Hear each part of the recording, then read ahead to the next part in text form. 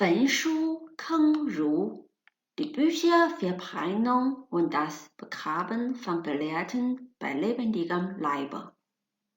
221 vor Christus hat Qin Shi Huangdi es geschafft, alle 6 anderen Königreiche zum Zusammenbruch zu bringen, 7 Königreiche zu vereinigen und das erste autokratische, vereinheitlichte Kaiserreich in der chinesischen Geschichte zu begründen.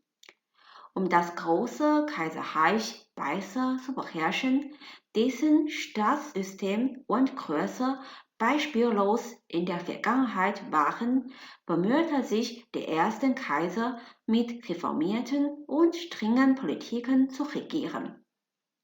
Seine Politik bei der Kultur fokussierte sich auf die Gedankenkontrolle, die historisch auf die Bücherverbrennung und das Begraben von Gelehrten bei lebendigem Leibe bezeichnet wird. Nur die legalistischen, agrarwirtschaftlichen, medizinischen, handwerklichen und astrologischen Bücher in Xinhua wurden von der Regierung zur Weiterverbreitung anerkannt.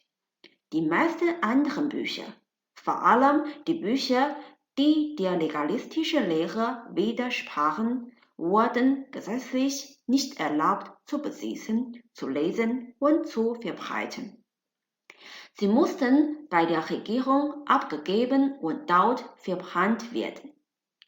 Ebenso war es ein Tabu, Meinungen gegen den Kaiser und seine Politik zu äußern und zu verbreiten.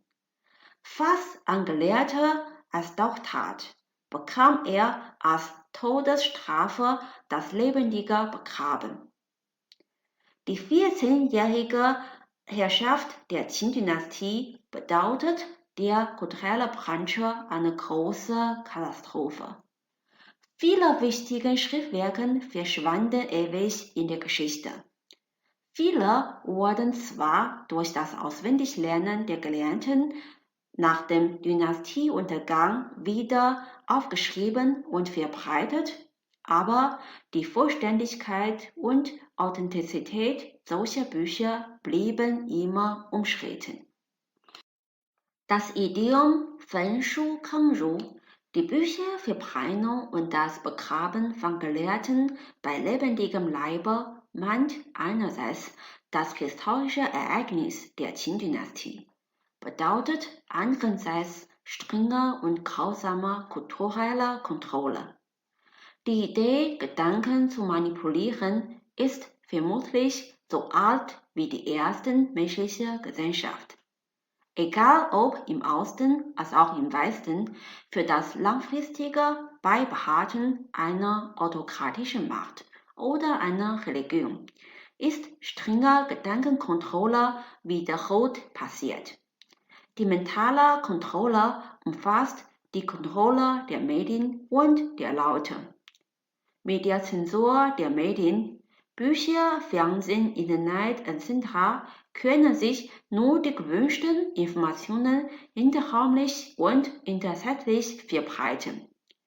Mit der Lebensdrohung entscheiden sich die meisten Leute, in deren Kopf ungewünschte Informationen existieren, bis zum Tod schweigend bleiben.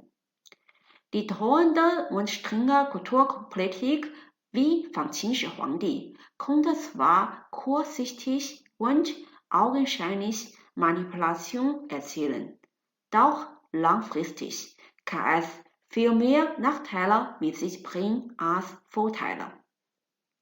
Denn egal ob in Natur- als auch in geisteswissenschaftlichen Fächern sind objektive Fakten nötig, um die Ursachen und Entwicklungsprinzipien herauszufinden, was der Motor der Entwicklung der Zivilisation ist.